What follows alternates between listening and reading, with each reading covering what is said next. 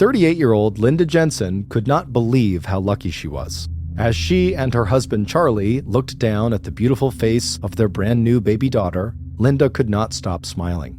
And when Charlie leaned down and gave Linda's cheek a gentle kiss and told her how much he loved her, Linda felt like her heart might burst with happiness.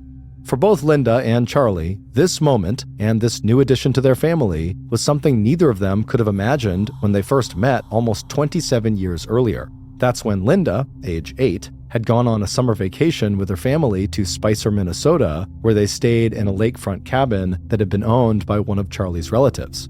Charlie, who had been 12 at the time, had spent most of his time at the lake playing with Linda's two brothers. But as summers went by and Linda and Charlie both grew out of their awkward teenage years, the childhood friends had eventually become childhood sweethearts. And after Charlie came back home to Minnesota after serving in the U.S. Army as a combat soldier in Vietnam, everyone in both their families knew that Charlie and Linda would get married. Charlie in his dress military uniform, and Linda looking beautiful and radiant in her white bridal gown.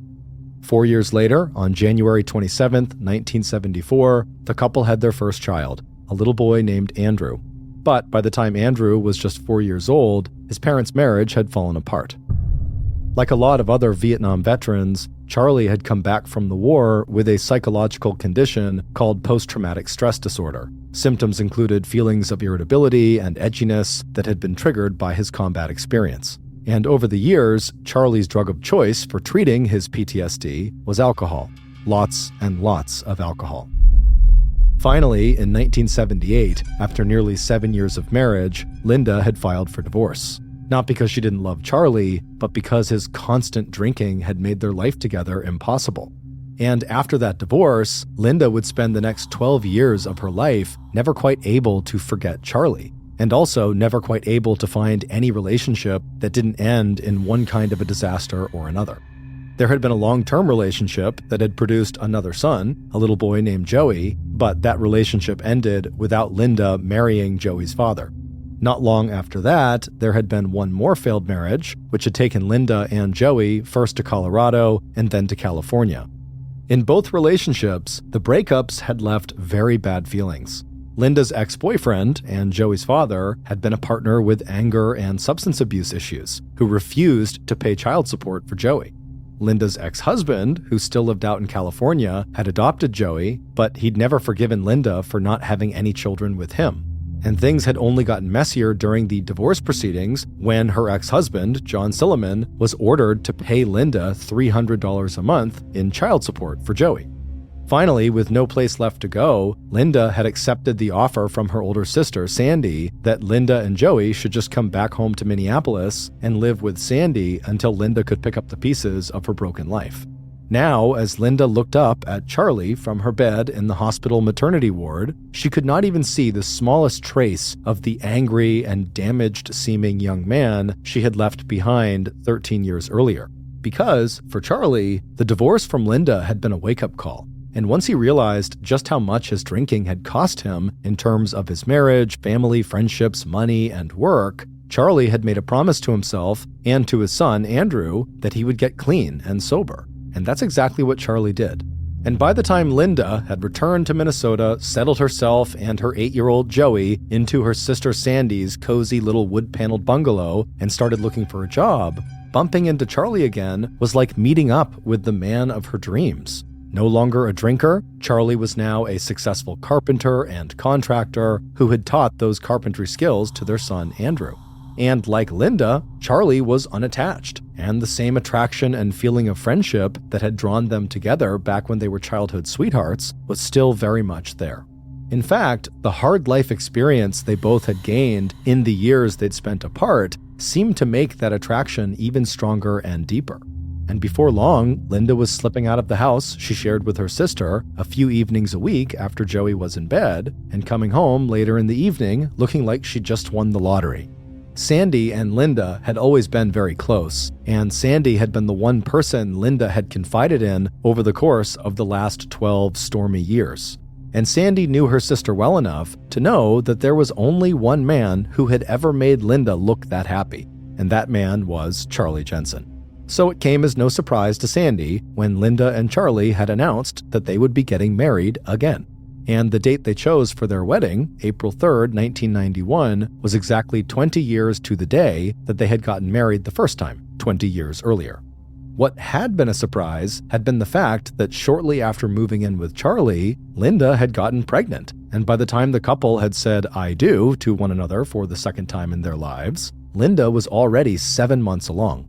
And now, 2 months later, on June 12, 1991, Charlie, who was 42 at the time, and Linda, who was 4 days shy of her 39th birthday, were once again brand new parents. And for Linda, the arrival of baby Lisa marked the beginning of the life she had spent the last 12 years looking for. By late February 1992, when baby Lisa was 8 months old, Linda, Charlie, Joey, and Lisa had all settled into a comfortable routine. The roomy 3-bedroom house that Charlie had just finished building 2 summers ago had a deep wooden porch out front that overlooked the yard and driveway and the trees that shaded the house from the sun. It was one of Linda's favorite places, and it also became a gathering spot for Andrew, who now had a son of his own, and for Linda's sister, Sandy, who visited as much as she could to see Linda and the kids. Linda had taken time off from her job working at a local school with disabled children. Charlie had plenty of construction jobs, but he still managed to spend as much time as he could with Linda and their grandson, as well as with Lisa, Joey, and Andrew. And by late summer, Linda had gotten back to her regular exercise routine. In addition to dropping in at the local health club, Linda had also started running again, and it wasn't long before she was a very familiar sight in the nearby neighborhoods that were part of her daily 5-mile loop. And it wasn't just Linda, Charlie, and baby Lisa who were all thriving. Linda's son, Joey, who had been disabled by a severe stroke when he was just 6 weeks old, had also settled happily into his new life in Minnesota. He enjoyed being part of a close and loving family, and he enjoyed his role as big brother, and now that he was about to turn 10 years old, Joey was also looking forward to joining the local Boy Scout troop. It wasn't until the last weekend in February, on Saturday, February 22nd, that Linda had given her sister, Sandy, the most recent update on the one dark cloud that had drifted into the Jensen's otherwise very sunny life. The sisters were sitting on the sofa in the living room, catching up on family news. Linda had talked to the local Boy Scout troop leader about signing Joey up for Boy Scouts. Charlie was working on a construction site all the way out in Maplewood, 50 miles away, and that after a long Minnesota winter, March and spring were finally not too far away. But when the ring of the telephone interrupted their conversation, Sandy immediately noticed the look of strain that flashed across Linda's face. Sandy knew that sometime within the last 2 weeks, Linda had gotten 2 calls from Joey's biological father, Robert Beard. Despite having given up custody of Joey and not paying child support, Robert was now insisting on having longer and more frequent visitation with his 9-year-old son. Linda had left Robert after he had become physically abusive, so Robert's calls and escalating demands had felt very threatening as well as upsetting. But a moment later, Linda's face had relaxed, and she had insisted to Sandy that she, Linda, and Charlie had the situation under control. And by the time Sandy was ready to go, the conversation had veered into memories of the past, and Linda's announcement that Charlie had always been the only man Linda had ever loved. By the time Sandy was hugging Linda goodbye, Linda was joking that the only real problem in her life now were the painful shin splints she had gotten from all of her recent running. And 2 days later, on the morning of Monday, February 24th, that was absolutely true. When Linda woke up that morning and took her first few steps across the cold bedroom floor, she winced as the sudden pain flared up along her shin bones. But glancing at her watch, Linda actually welcomed how fast the pain had cleared her mind, because once again, she had managed to oversleep. After pulling on her sweatsuit over her t-shirt and underwear and checking that baby Lisa was still asleep, Linda hurried into Joey's room to wake him up. Linda had meant to get out of bed when Charlie had kissed her goodbye and left for work at 6:45 a.m., but the last thing she remembered was hearing Charlie tell her that he'd changed baby Lisa's diaper and that he'd see Linda that evening after he got back from Maplewood. Peeking out the window now, Linda saw that it had snowed the night before, which meant that Andrew's outdoor carpentry job would be canceled and Linda would not be watching her grandson that day. Linda was glad that Charlie's job out in Maplewood was indoors, but she also couldn't help thinking how nice it would have been if today had been a snow day for them too. By 7:45 a.m., baby Lisa was awake and had her morning feeding, and Joey, his breakfast toast still clutched in his hand, was climbing onto the school bus and waving back to Linda and his 8-month-old sister. After watching the bus drive off down County Road 15, Linda turned back to the house and walked on sore legs to the front door. She had told Charlie before he left for work, and before she fell asleep instead of getting up, that her shins hurt too much to go running that day, so her plan for the day was just to hang out with the children and enjoy the view through the sliding glass door that led out onto the front deck. Now standing at baby Lisa's changing table, Linda unwrapped Lisa from her cocoon of blankets, but decided to leave the baby in her pajamas in the playpen while Linda cleaned up the breakfast dishes. But just as Linda was ready to go back out to the living room and get Lisa dressed for the day, Linda was surprised by the sound of a knock on the front door. The Jensen house was set far enough away from the road with a long enough driveway that the family did not get that many unexpected visitors. But this was Big Lake, Minnesota, population just over 3,000 people, and most people here never even bothered to lock their doors, let alone think twice about opening that door to a neighbor who might need help or a favor. So, after leaving baby Lisa right where she was, in the playpen in the living room, Linda dried her hands on a kitchen towel, and with a smile, she walked to the front door. At least she'd have something interesting to talk to Charlie about when he called, as he always did, sometime during the morning from any job site where he was working. It was 9:30 a.m. when Charlie made his first call home to Linda. She usually picked up right away, eager to find out how he was doing and tell him about something wonderful that Lisa had just accomplished. Now, frowning a little, he drummed his fingers on the telephone receiver while he waited for Linda to pick up. Instead, the answering machine came on, and so Charlie left a message for his wife, telling her he'd try again later. But after the third unanswered call of the day, Charlie decided to leave work early. Linda sometimes screened telephone calls by letting them go to the answering machine, but if that was the case today, she would have picked up as soon as she heard his voice leaving a message. As he hopped into his truck and drove northwest from Maplewood towards Big Lake, Charlie told himself not to worry. Maybe Linda had decided to take a nap at the same time she had put Lisa down for a nap. Maybe she'd stepped outside onto the front deck to look at the snowfall. And besides, school had let out, so by now, Joey should be home with his mom and baby sister. By the time Charlie walked into his house, it was 4:05 p.m., and the first thing he noticed was the sound of 8-month-old Lisa crying. Charlie immediately yelled out for Linda, but Linda didn't yell back. Dropping his coat onto the nearest chair, Charlie followed the sound of Lisa's crying through the dining room, where he saw Joey doing his homework at a small table near the wall, and into the living room, where he saw baby Lisa in her playpen, still in her pajamas, her face red and wet with tears.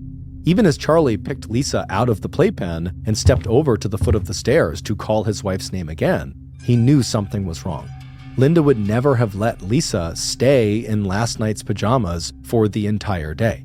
And again, when Charlie did not get a response from Linda, he put Lisa back down inside of the playpen and automatically began a search of the house for his wife. Joey had seemed uncertain when Charlie asked whether Joey had seen his mom, so telling Joey not to worry, Charlie started his search in the laundry room in the basement where Linda would have been out of Joey's sight. But by the time Charlie left the empty basement to check the upstairs bedrooms, he wasn't even trying to act calm. Taking the stairs two at a time, the question went round and round in his mind. What on earth could have happened to his wife?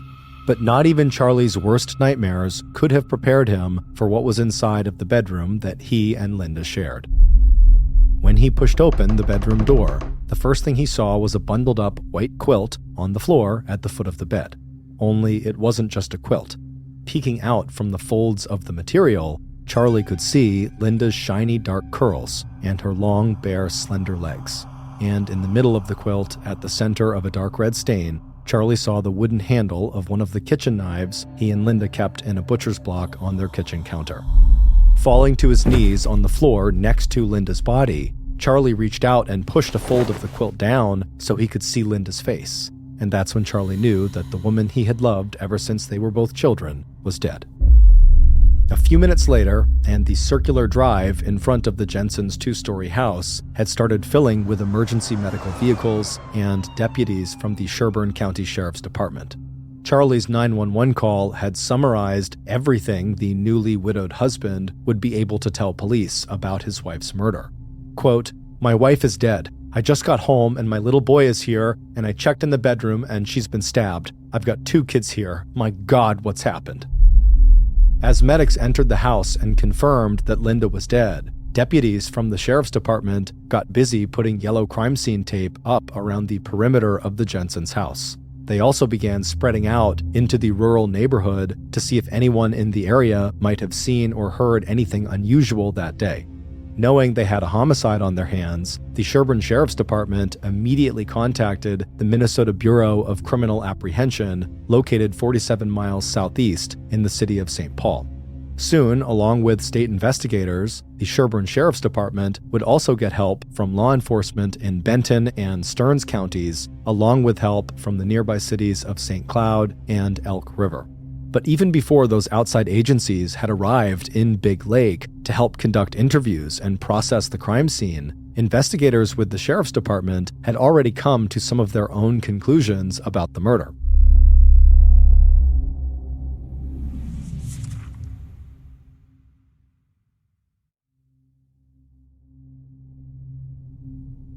After doing an informal interview with Charlie, who had described his entire day and all his interactions with his wife, from the time he woke up and left for work, to the series of unanswered phone calls, right up until the moment he dialed 911, police were working on the assumption that Linda had probably been murdered sometime that morning. That guess would later be confirmed by the autopsy report on Linda's body, which would further narrow the time of the crime to sometime between 8 and 10 a.m. Based on the brutality of the crime and the fact that there was no sign of forced entry and nothing of value appeared to be missing, police also assumed that this crime was personal, not the result of a robbery gone wrong. And finally, given that Linda was naked when she was wrapped into the white quilt and then stabbed, police also believed that what they were looking at was not just a murder, but a violent sexual assault. And this assumption would also be confirmed when the medical examiner found traces of semen on Linda's ankle and inside of her body, along with defensive wounds that suggested that she had struggled with all her might against her attacker. The medical examiner would also discover that the actual cause of Linda's death was strangulation, and that she had likely been dead even before the killer had plunged the 10-inch long blade of the butcher's knife so deeply into her chest that the fabric of the quilt had become embedded in the wound. According to one investigator, it looked to the police like someone had actually tried to carve Linda's heart out of her chest. And Linda's sister, Sandy, would later remember the medical examiner telling her that along with the surface bruises, scratches, and deeper bruising to her sister's body, there was a single dried tear on Linda's cheek. But, unfortunately for investigators, even though they had lots of details about how Linda had died, they did not have many clues about who might have committed the crime.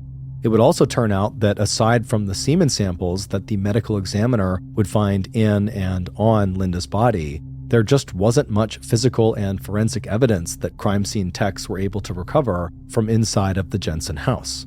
Whoever had raped and killed Linda had stripped the sheets, which may have contained hair, blood, and skin tissues, and taken them away with them. According to Charlie, the only other items that appeared to be missing might also have contained DNA evidence. The t-shirt and underwear that Linda had been wearing that morning, and that she was probably still wearing when she was attacked.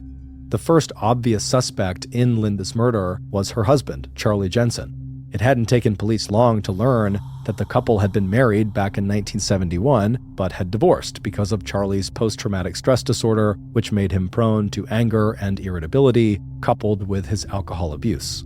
But over the next 72 hours, the police would confirm Charlie's work alibi. Charlie would also pass a lie detector test and volunteer a DNA sample that would eventually rule him out as Linda's killer. But even as Charlie was being cleared from the suspect list, police were already following what they believed was a very promising lead provided by the mail carrier who delivered mail along the rural route where Charlie and Linda lived. According to the mail carrier, when she had arrived at the Jensen house at 11:30 a.m. on Monday, February 24th, the day of the murder, she saw a white male in a copper-colored pickup truck pulling out of the Jensen's driveway. The mail carrier's description was detailed enough that police artists were able to put together a sketch that showed a man in his 30s or maybe 40s with scraggly brown hair and a gray flecked beard who had what looked, to the mail carrier, like red scratches on his hands. Less than an hour after the sketch was released to the media and featured in print and TV news, the tips from the public started to pour in. And soon police were interviewing anyone in Big Lake Township who had reported seeing the copper-colored 1970s Ford pickup truck or its alleged driver. On March 2nd, 6 days after Linda's murder and 2 days after her funeral service, a heartbroken Charlie Jensen packed up the home he had built for himself and Linda and moved his little family into an apartment building. As Charlie would tell his adult son Andrew and Linda's sister Sandy, it was just too hard for Charlie to walk into that bedroom where Linda had been killed. 11 days later, and 17 days after Linda's death, police saw their only solid lead in the Linda Jensen homicide go up in smoke. The mail carrier, who had helped police draw a sketch of a possible suspect she saw driving away from the Jensen's property on the morning of the murder, began to change her story. She now thought that instead of being copper-colored, the truck she saw might have been light green with white panels and snowplow brackets on the front. And instead of having a scraggly beard, the driver may have been wearing a coat with a fur-lined collar. Meanwhile, police investigating other men in Linda's life were also running into dead ends. After learning that Joey's biological father, Robert Beard, had been arguing with Linda in the 2 weeks before her death about visitation with Joey, they didn't waste any time bringing Robert in for questioning. Police also knew from conversations with Linda's family that Linda had said that Robert had been physically abusive and had a bad temper as well as substance abuse issues. And at first, Robert Beard looked like he could become the new #1 murder suspect. In conversations with police, he was angry and defensive. He lied to investigators, denying that he had recently spoken with Linda on the phone. His alibi, that he was home alone at the time of the murder, was weak. But Robert also pointed out that since he did not have a car or driver's license, there was no way he could have gotten undetected to Linda's house and killed her. Once Robert lawyered up and refused to give police a DNA sample, the only thing police could do was keep him on the suspect list and move on to the next man in Linda's life, her ex-husband, John Silliman, who lived in California. Although John's alibi, that he was working at a local elementary school on the day of Linda's murder, turned out to be airtight, there was something about John that just made police suspicious. He'd clearly had a volatile relationship with Linda, and he told police that Linda had pressured him into adopting Joey instead of having children of their own. It wasn't until police went through John's financial records with a fine-tooth comb to rule out any murder-for-hire scheme that police crossed John off their list of suspects. By the end of May 1992, 9 weeks after Linda had been found brutally raped and murdered in her own bedroom, the investigation into her death had ground to a halt. Police from 3 different jurisdictions had followed up on more than 1,000 tips. They had interviewed hundreds of friends, coworkers, family members, neighbors, and possible suspects. They had searched but failed to find any trace of the sheets and clothing that had been taken from the Jensen house on the morning of Monday, February 24th. They had also collected and stored more than 80 DNA samples from men who had any connection to Linda, from a trainer at her gym who had once given her a bouquet of flowers to her ex-lover and husbands. None of them would match the semen sample collected from Linda's body. But while investigators may have quietly and reluctantly shelved the murder book on Linda Jensen, there were 3 people in Linda's life who absolutely refused to let the case go completely cold. At least twice a week for the next 7 years, Linda's older sister, Sandy, called the Sherburne County Sheriff's Department asking if there had been any developments in the case. Charlie also remained in touch with police. and he and Sandy made an appearance together on a popular TV show that featured true crime, hoping that the publicity might result in someone coming forward with new evidence. The third person who would not let the case go was one of its lead investigators. Bruce Anderson had made a promise to the Jensen family that he would not retire from the Sherburne County Sheriff's Department until law enforcement had found the person who had killed Linda Jensen. Like Sandy, Deputy Anderson was convinced that someone out in Big Lake Township held the key to solving this homicide, that someone had information that they might be holding back or that they didn't realize was important. Even after all the leads seemed to dry up, Sandy, Charlie, and Deputy Anderson had one strategy left. They all urged law enforcement and the media to ask again if anyone could remember anything that might turn out to be related to the murder. But it wasn't until the early summer of 2000, more than 8 years after Linda Jensen's murder, that police finally got the tip they needed to break Linda's unsolved homicide case wide open. By then, Bruce Anderson had been elected sheriff of the Sherburne County Sheriff's Department, a position that gave him the authority to call for the creation of a special cold case task force of state and local law enforcement whose job would be to reopen the investigation into Linda's murder. The new round of publicity, along with a $20,000 reward for information leading to the arrest and conviction of Linda's killer, was enough to get people, once again, talking and thinking about the unsolved homicide that had terrified the residents of Big Lake back in 1992. And on a mild day in June of 2000, the Sherburne County Sheriff's Department got a visit from a woman named Angela Hennon. The renewed interest in Linda Jensen's murder and Sandy's pleas through the newspapers for everyone to search their memory for anything that might shed light on her sister's murder had finally struck a chord. And after 8 years, Angela was finally ready to give police the man that she had long suspected of hiding a very dark secret. What police found out when they followed up on Angela's tip would send shockwaves throughout the state of Minnesota. And based on that information, here is a reconstruction of what investigators believe really happened to Linda Jensen on the morning of Monday, February 24th, 1992. The knock on the front door of Charlie and Linda's house was so not expected that Linda almost dropped the plate she was holding into the open dishwasher.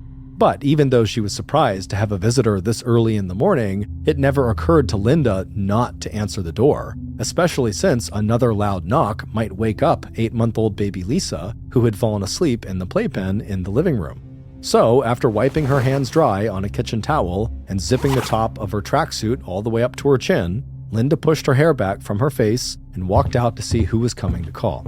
Even as she started to peer out one of the front windows, Linda recognized the voice calling to her from outside. A moment later, and Linda's visitor was stamping the snow off his boots before stepping through the open door. But even as Linda closed the door behind her visitor and apologized for how untidy her house was, Linda's killer was hardly listening. Instead, he was drinking in every detail of Linda's appearance. He had been watching Linda for such a long time, but until now, he had never really been alone with her, never really had a chance to let her know how he felt about her. He wanted to ask her if she was planning to go for a run that day, and he wanted to tell her how much he always looked forward to seeing her jog past the house where he lived with his wife and 4 kids. But before he could even find a way to put his proposal to Linda, he could see that she had stopped smiling and had even taken a few steps backward. And now she was asking him what he was doing there, because now really wasn't a great time after all for her to have any company. And if this was about Joey, she'd rather talk some other time when Charlie was there too. But before Linda could get any further away from him, the killer reached out his hand and grabbed her arm. And as soon as he did that, he knew it didn't matter how Linda felt about him or what Linda wanted. What mattered was what he wanted. And after a short but violent struggle, the killer had Linda right where he wanted her.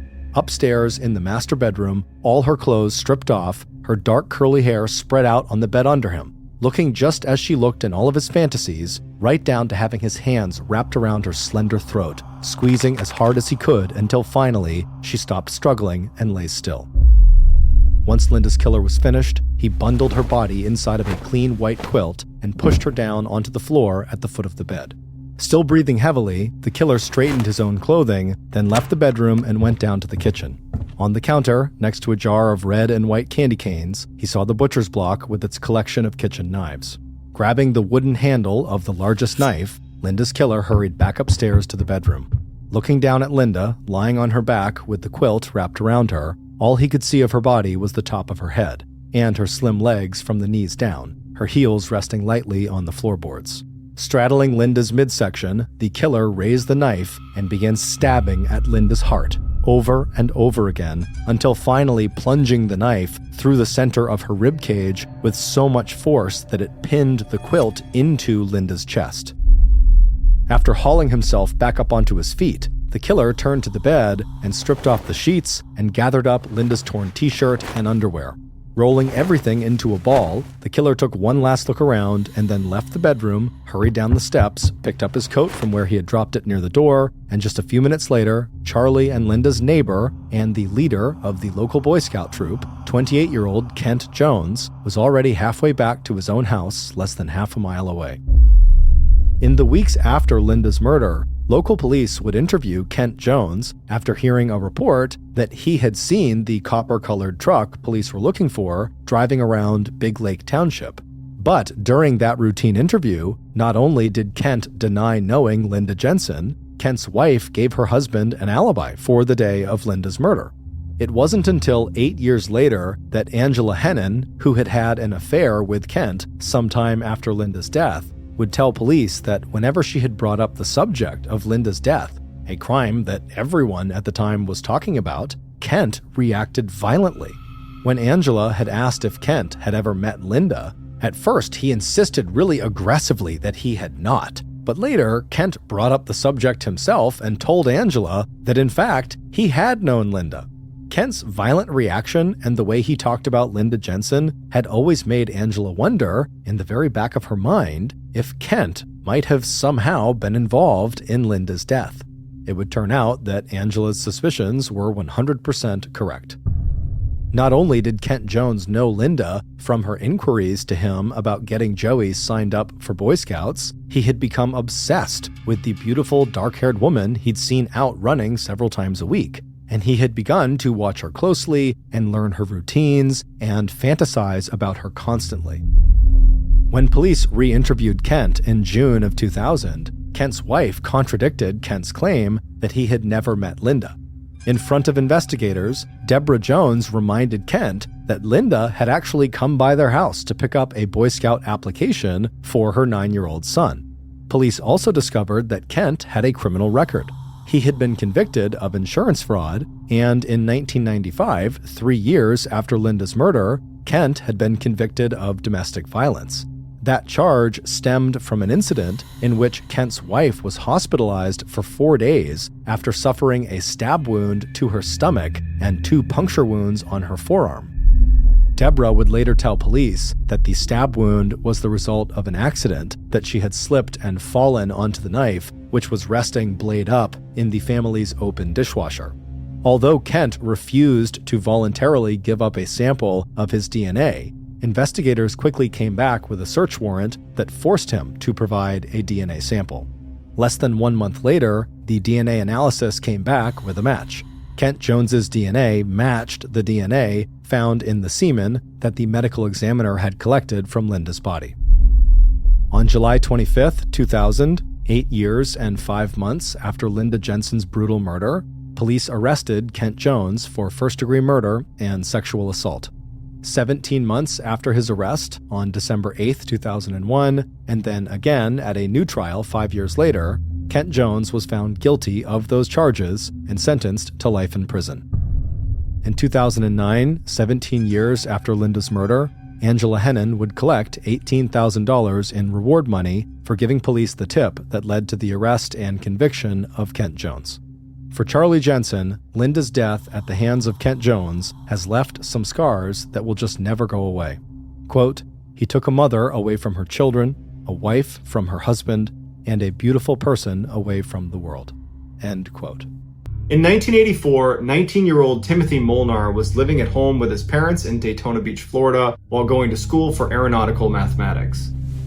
On January 24th, Timothy gets up and begins his day just like every other day of the work week, by going downstairs, having a bite to eat, and then taking his younger brother Frank to school.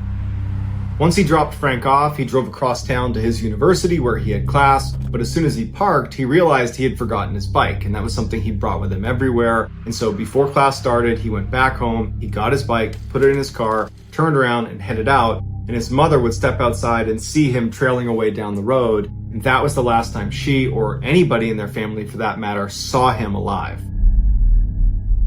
That night when Tim didn't come home, his family called the police. The police asked them, is there any reason he would want to run away? Is he in trouble? Is there anything going on? And his family's like, no, he's a straight-A student. He's got lots of friends. He's super happy. He's well-adjusted. He's on a great career path. There's nothing in his life to indicate that he would want to run away or that he's in trouble. I know he doesn't drink or do drugs. There's really nothing. So the police begin their investigation, and they start by looking at the family's credit card bills because they knew Tim had a credit card that was connected to the family account. And they found there had been a charge placed the same day he had gone missing in a gas station about 150 miles away. And so the police go out to this gas station and they find someone that had been there when Tim was there, and he was able to describe exactly what he looked like, what his car looked like. And the police ask him, was Tim alone? And the witness says, yeah, he was alone. He was acting totally normal. I saw him go into the store and then I saw him come back out again, and that was it. I don't know where he went after the gas station. So for the next couple of days, nothing really happened. There were no leads to operate on, and Tim wasn't getting in touch with them, so they just waited. Then on January 30th, so about a week after Tim has gone missing, Tim's family receives a letter from an auto impound company in Atlanta, Georgia. And the letter basically says, there is a car that's sitting in our lot that is registered to your house. You need to come out here and get it. And so the family goes to Atlanta, Georgia to inspect the car, and they walk up to it and there's nothing suspicious about it. There's no scratches on it. The tires are all fully inflated. They look inside and there's no sign of a struggle. There's no blood. There's no debris of any kind. But what they would find inside the car were Tim's credit cards, his wallet, his license, and other items suggesting that perhaps Tim is trying to ditch his old identity and start a new one. They also noticed a few very expensive items that they knew were always in his car were now missing. His car stereo, his toolbox, and his bike. Tim's family stayed in Atlanta for a couple of days thinking maybe Tim will return to this car, but after a couple of days it was clear that they weren't doing any good sitting there, so they went back to Florida. When they got back, they looked inside of Tim's room a little bit more closely and they discovered that none of his clothes had been taken. There was no suitcase taken. It was like he left with just the clothes on his back. They also checked his savings account and he had taken all the money out but left $10 in there. And the family believed that by leaving that $10, what he was really saying is, I'm going to come back someday. But he didn't come back, and they never ever heard about him again. It was like he just vanished. A decade after Tim went missing, the TV show Unsolved Mysteries aired a segment about Timothy and his disappearance in hopes that the viewers would be able to give them some information about the case. And sure enough, a man named Stephen Cull, who was living in Wisconsin, called into the show and said, without a doubt, I know where Timothy is. He told them this story about how 10 years earlier, he was walking around this forested area in Wisconsin when he came to a clearing in the middle of this forest, and he saw this lump in the middle of the ground. And he didn't know what it was. It was wintertime, so he couldn't tell if it was wood or an animal. And he walked up to it and he looked down and he realized it was this huge block of ice. And when he brushed the snow off the top, he couldn't believe what he was seeing. Inside of this huge block of ice is the dead body of a young man. Cull would immediately call the police, who would show up. They would get the body out of the ice, but there was no identifying information on him, and he was very badly decomposed at this point, and so they had no way to identify him, and so he was buried and he was unclaimed. But from the second Steve saw that dead body in the ice, that image was seared into his mind. And so when the TV show Unsolved Mysteries put a picture of Tim up on the screen saying, if you've seen this guy, let us know, Steven's like, oh my gosh, I recognize those clothes. That's the guy who was dead in the ice block. And so the police go to Wisconsin, they dig up the body that was inside of the ice, they do a DNA test, and sure enough, it's Tim Molnar. Even though Tim's body was almost completely skeletonized at this point, the coroner said there's no sign of trauma to his body. None. However, they weren't able to determine a cause of death. To this day, we have no idea how or why Tim wound up 1,200 miles away, frozen inside of a block of ice.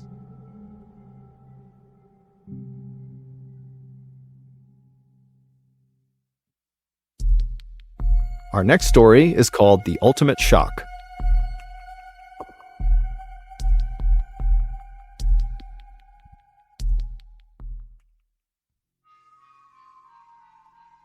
One morning in early June of 2011, in the Russian city of Kazan, a 49-year-old Russian woman named Fagiliu Mukametsanov woke up feeling nauseous. Fagiliu had recently had some health problems, and her doctors had told her that she really needed to take it easy, don't do anything that really stressed her out or made her mad, basically just relax. And so, on that morning, this is exactly what Fagiliu decided to do. Instead of pushing through her nausea to go to work anyways that day, she decided she would call out from work and stay home and have some tea and try to just feel better. But a little while later, when Fagiliu was in the kitchen making tea, her husband, Fagili, he came in and asked her how she was doing, and she said, you know what, I actually feel worse. My nausea has gotten worse, my chest hurts, and I'm starting to sweat. I'm gonna go lie down in the bedroom. But as Fagiliu walked across the kitchen to go lay down, her chest suddenly tightened tenfold and she collapsed to the ground unconscious. Fagili rushed over to her and tried to wake her up, and when he couldn't, he rushed to the phone and dialed 112, which is Russia's emergency line, and he called for an ambulance. And then when the ambulance arrived, Fagiliu was not breathing. And by the time they got her to the hospital, she was declared dead. She had died from a heart attack. Fagili, who had been married to Fagiliu, his wife, for almost 30 years, was absolutely heartbroken, but he and his wife's religion encouraged people to have funerals within 24 hours of a loved one passing away. And so despite the fact that Fagili was basically despondent from all his grief, he pretty much immediately began calling relatives and friends and making preparations for Fagiliu's funeral, which would take place the next day. The next morning, Fagili woke up and put on his best suit, and then he joined his and his wife's family and friends at the funeral home for Fagiliu's funeral. When Fagili walked inside of the funeral home, he saw there were all these wooden chairs facing forward towards the front of the room, and at the front of the room, up on a table, was his wife's coffin, which was open and surrounded by all the flowers that Fagili had barely been able to buy with the little bit of money that he and his wife had. Fagili slowly made his way down the middle of the room to his wife's coffin, and the other people that were there saw him coming and got out of the way in respect to, the husband of the deceased. And so Fagili, he walks up and he looks down at his wife, who again, it's open casket so we can see her, and he was struck by her appearance. She just did not look right. Now, Fagili did not have enough money to embalm his wife, which means to preserve a dead body and make it look like it's very lifelike. And so instead, the people who worked in this funeral home had just applied heavy makeup to Fagiliu's face to try to make her appear more lifelike, but it really hadn't worked. To Fagili, it didn't even look like his wife. After all, Fagiliu never even wore makeup, and so to see her with heavy eyeliner and bright red lipstick was just totally bizarre. Behind Fagili, Fagiliu's relatives were all assembled in the first row, beginning their prayers for the dead. And so Fagili, after taking a few more looks at his wife, he stepped back and joined the first row. And so as Fagili was standing there holding his mother's and brother's hand, he closed his eyes and did his best to focus on the words of the prayer, instead of on the grief he was feeling for his wife. And as he was doing that, his mother, who was on his right side, suddenly broke from the words of the prayer and let out this strange crying sound.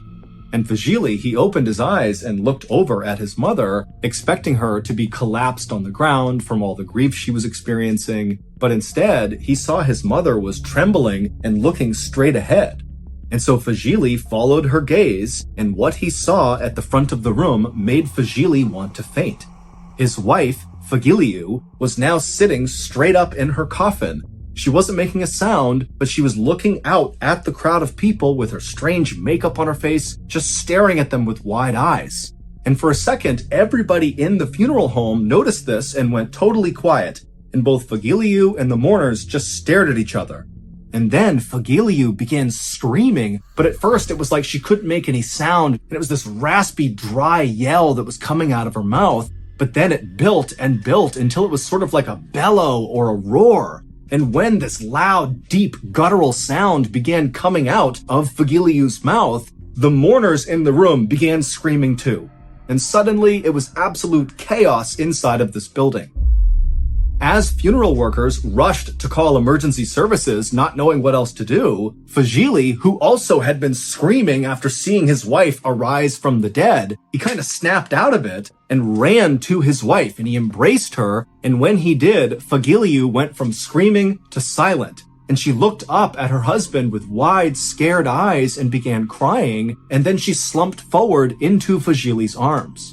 At this point, Fagili's family and Fagiliu's family saw what was happening, and they kind of snapped out of it too, and they rushed forward, and they helped Fagili lift Fagiliu out of her coffin, and they laid her down on the ground. And even though she wasn't moving, her eyes were open, and she was looking up at her family, just absolutely terrified, with all her makeup running from her tears. And then 12 minutes later, when Fagiliu finally was rushed to the hospital, she was declared dead again.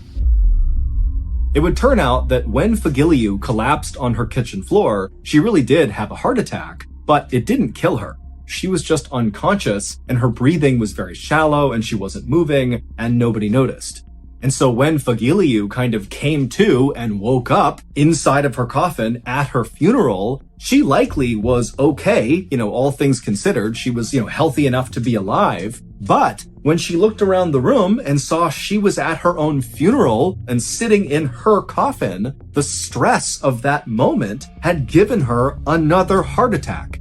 And this one had been fatal.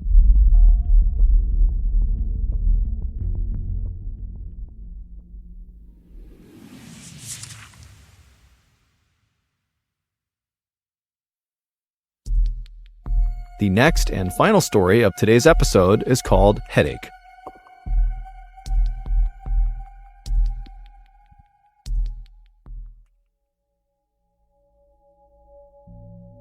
On the afternoon of May 25th, 2017, 42-year-old Nicole Gordon was laying on her couch in her home in Atlanta, Georgia, with an ice pack on her head. She had a blinding headache, one of the worst headaches she had ever had, and she was just unable to do anything else but lay on the couch. Nicole really had no idea why she had this terrible headache. The only thing she could think of was 3 weeks earlier, she had been in a minor car accident, and one of her car windows had broken and some of the glass had cut her face, but she didn't think that would be enough to lead to this absolutely horrific headache that had not gone away for 3 weeks. But Nicole was a very tough woman, and even though she had thought about going to the hospital over these past 3 weeks to deal with whatever was causing this headache, she had told herself that, it's gotta be something minor, I just need to kind of tough it out here. And what toughing it out looked like was laying on the couch all day long, only getting up to eat and go to the bathroom, not going to work, and just sitting in the darkness with this ice pack, just hoping for this headache to go away. And so as Nicole was just laying there, she heard her back door open up. It was her boyfriend, Geronte, coming in with groceries. He came inside and he put the groceries away, and then he came into the living room where she was, and he asked how she was doing. And she told him that the headache had not gone away yet, and would he mind going into the kitchen and getting her some ibuprofen, which are pain meds, as well as some water. And so Geronte said, of course. He went in the kitchen, he got what she needed, he brought it back. She said thank you, she took the ibuprofen, and then she went back to just being totally miserable. But just a second later, Nicole and Geronte heard a knock at the front door, and Geronte, he walked over and kind of casually looked through the blinds to see if he could see who was at the front door, and he saw it was Nicole's best friend, Leisha.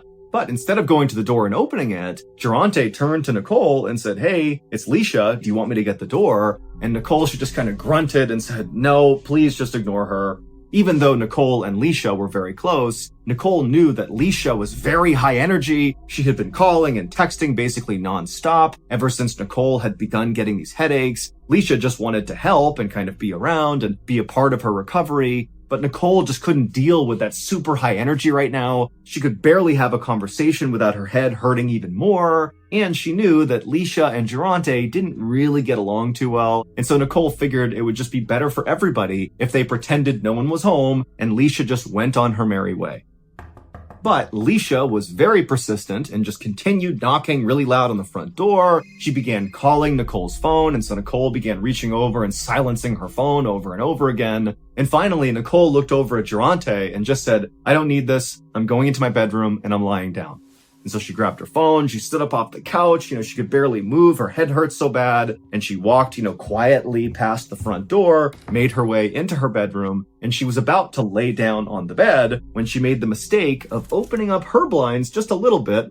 Her room was on the front of the house as well, and she wanted to see if Leisha was still there.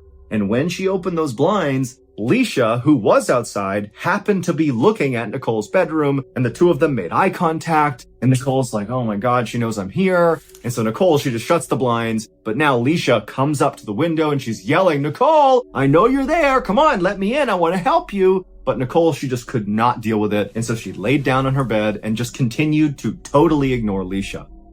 Nicole knew that no matter how offended and upset Leisha was for this snub, she would get over it, because the two women had been friends for nearly 2 decades. 19 years earlier, they had been neighbors, and they had become friends really quickly, they had been pregnant at the same time, and they began raising their kids kind of like side by side. But in the last 5 years that Nicole and Durante had been together, Nicole and Leisha had kind of drifted apart because Leisha and Durante both had very strong personalities and they just kind of clashed. And Nicole and Durante had this kind of on-again, off-again relationship, and every time they were broken up, Leisha would come around and be totally unfiltered with Nicole about how much she didn't like Durante. But right now, Nicole could just not deal with Leisha, and so despite hearing her yelling for her to come outside, "Come on, I know you're in there," Nicole just rolled over on her bed with her ice pack on the side of her head, and she fell asleep. A few hours later, when Nicole woke up, Leisha was gone, as well as Durante. He didn't stick around for very long. He often would only come over just to check in, and then he'd go off and do his own thing. And so Nicole, who still had this blinding headache, she sat up, she got out of her bed, and she was only able to walk back out into the living room, where she laid down on the couch and just went right back to sleep. Even though Nicole had had this headache for 3 weeks and it had not gotten any better, she really was convinced that taking enough ibuprofen and relaxing long enough would cause it to go away. But over the next couple of days, this headache, which was already like a 10 out of 10 on the pain scale to Nicole, somehow became like a 20 out of 10, and it got so bad that she couldn't even open her eyes. It was like horrific. And as this headache got so bad, her relationship with Durante started to sour. Durante didn't really believe that Nicole was actually in the amount of pain that she was in, and he kind of began acting like she was just being lazy. And this really upset Nicole because that wasn't true at all. She was just in blinding pain and couldn't do anything. Finally, in late June, so 5 weeks after Nicole's headaches had begun, and at this point, her headache had still not gone away, she was laying on the couch, like always, with the lights off, she's got the ice pack on her head, and she's just trying to get through the day, when she hears the back door open, and it's Durante, and he comes in, he slams the back door, he doesn't even say hello, and he just storms into the living room, and just looks down at her with a totally disapproving look. And Nicole, she kind of looked over at him, and when she saw that look on his face, she had just had it, and she said, "You know what? We're done." And immediately, Durante got so mad, and he's like, "How dare you? I've been taking care of you for the past 5 weeks, bringing you groceries, this and that." And Nicole, she had no energy to fight with him, and so she just let him rant and rave until finally he was done, and he walked out, and she was like, "Thank goodness." A few days later, on June 25th, Leisha was back at Nicole's house, knocking on the door. Nicole had actually texted her to let her know that she had officially ended things with Durante, and so feel free to come over. There's not going to be any drama with him being here. And so Leisha had come back over. She was very excited to see Nicole and kind of get over the snafu of her being ignored. And when she knocked, Nicole did go up to the door and she opened it up. And Leisha, as soon as she saw Nicole, this is like the first time she's seeing her since Nicole's headaches had really begun, she knew something was definitely wrong with Nicole. Her entire apartment is totally dark, all the windows are covered up, and Nicole is squinting out at Leisha, kind of beckoning her to come inside. And Leisha's like, "Oh my gosh, like how bad is this headache?" And Nicole could barely make a sentence, and she just said, "Oh, it's so bad, it's so bad." And so Leisha came inside, and Nicole led her through the dark apartment to the kitchen and back. And Nicole, she sat down, and Leisha sat down opposite her. And Leisha began asking Nicole questions about her headache, about Durante, just kind of about her life. And quickly, Leisha realized that Nicole really wasn't making any sense. Her answers, even to the simplest questions like, "What did you eat today?" were in fragments and didn't really make any sense. And finally, Leisha said to Nicole, "Hey, this can't be a normal headache. This is something serious. You need to go to the hospital." And at this point, even though Nicole had been trying so hard to just kind of white knuckle her way through whatever was going on in hopes it would go away, she was starting to realize that there was something wrong here and she needed help from a doctor. And so Nicole agreed to go. And so Leisha would help Nicole up and kind of assist her out of the apartment and into Leisha's car, and Leisha would take her to the hospital. And when they got there, Leisha brought Nicole into the emergency room, and she explained to the nurses and doctors that Nicole had this terrible migraine. It started after she was in this minor car accident 5 weeks earlier. And so the doctors and nurses brought Nicole back to one of the rooms, and they began kind of treating her the way they would any other patient who had a serious headache. They asked her if she was hydrated. They asked what medication she was taking. They asked her what she was eating, how much sleep she was getting. They were just kind of going down the list of different things that could cause this headache, but nothing stood out as a red flag. Even the fact that she had been in this minor car accident and had some cuts on her face from the glass, that really wasn't enough for them to think, oh yeah, that would cause 5 weeks of a persistent migraine-like headache. They even looked at the cuts on her face to see if maybe they were infected or something, but they weren't. Basically, they had no idea what was causing this. But the doctors and nurses were very concerned because persistent, extreme pain in your head could be signs of a stroke or an aneurysm or something, both of which can be fatal. So they put Nicole through a series of imaging scans to get a look inside of her head to try to figure out what was going on. And after they finished all these scans, Nicole was brought back to her hospital room and she laid down on the bed. And even though she felt terrible still because of this headache, she at least felt like, okay, finally, these people are going to figure out what's wrong with me. They're going to give me medication. This headache's going to go away and I can get back to my normal life. But only a few minutes later, as Nicole is laying there trying to get comfortable, the door to her room suddenly burst open and a swarm of people came into the room looking very concerned. And in the middle of all these people was a guy wearing a suit, and he walked up to Nicole and he said he was a police detective, and he held up one of her scans and he pointed at it.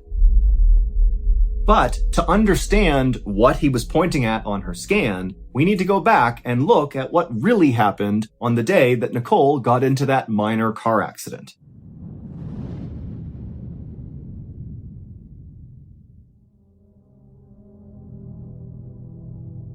Back in early May of 2017, Nicole and Durante, who were still dating at this point, had just come back to Nicole's house after the two of them had been at a house party together. And Nicole was furious with Durante because at this house party, he had been openly flirting with another woman right in front of Nicole.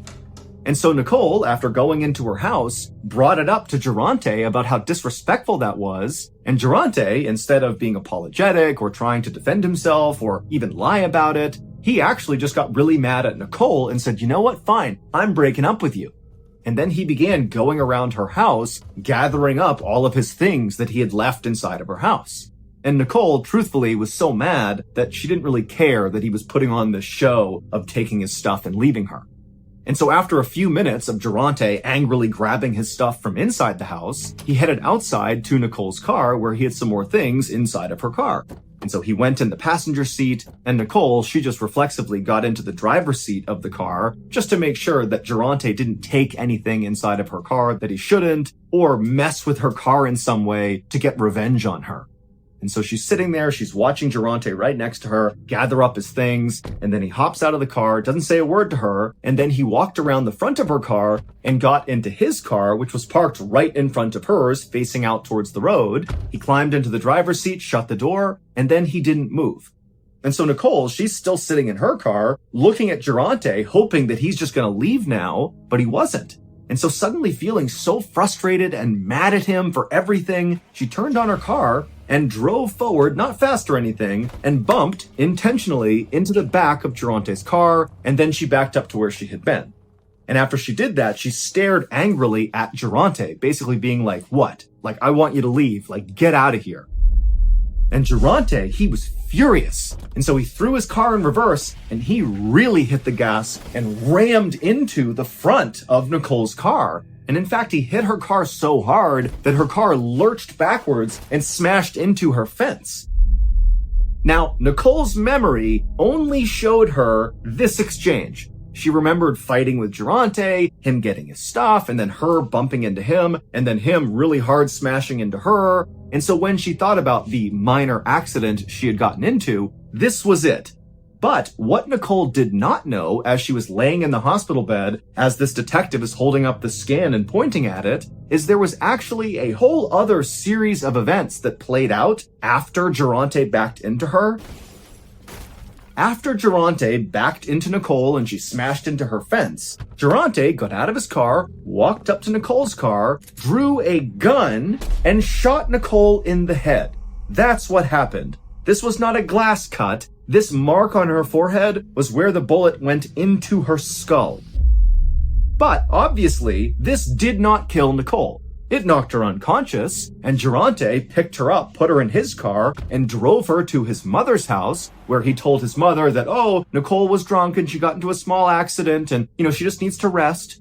And so Durante's mom, believing her son, put some Neosporin on Nicole's entry wound from the gunshot, put a Band-Aid over it, and kind of looked after her for the night. And then when Nicole came to, she had no idea what happened. Her memory only existed up until Durante rammed into her. She didn't remember him getting out and shooting her and all of that. And so when Durante realized that Nicole didn't know he shot her, he just went along with it and said, oh yeah, you got drunk and, we were fighting a little bit and you got into a small accident and I think the glass fell down and cut your head. That's all that happened. And Nicole believed it. It wasn't until Leisha made Nicole go to the hospital 5 weeks later and they scanned her head that they discovered a bullet lodged in her brain. And so the detective came in the room holding up the scan and he pointed to the bright spot on the scan and that was the bullet. And the doctors and nurses, they told Nicole that we've never seen anything like this, like you should be dead. And also because this has gone untreated for 5 weeks, your body healed around the bullet. Like we can't even take it out now. Your brain has formed itself around the bullet. And so it will do more damage than good if we try to pull it out. And so Nicole would go on to live her life with this bullet in her head, but she never really fully recovered. As for Durante, the police would very quickly go after him, but he would flee police and evade them for 2 years. And then finally, when they caught up to him, he was hiding in an attic and there was this whole long standoff. But then finally he would surrender himself and then he would get charged with a host of crimes, many of which he was convicted of. And so ultimately he was sentenced to 25 years in prison.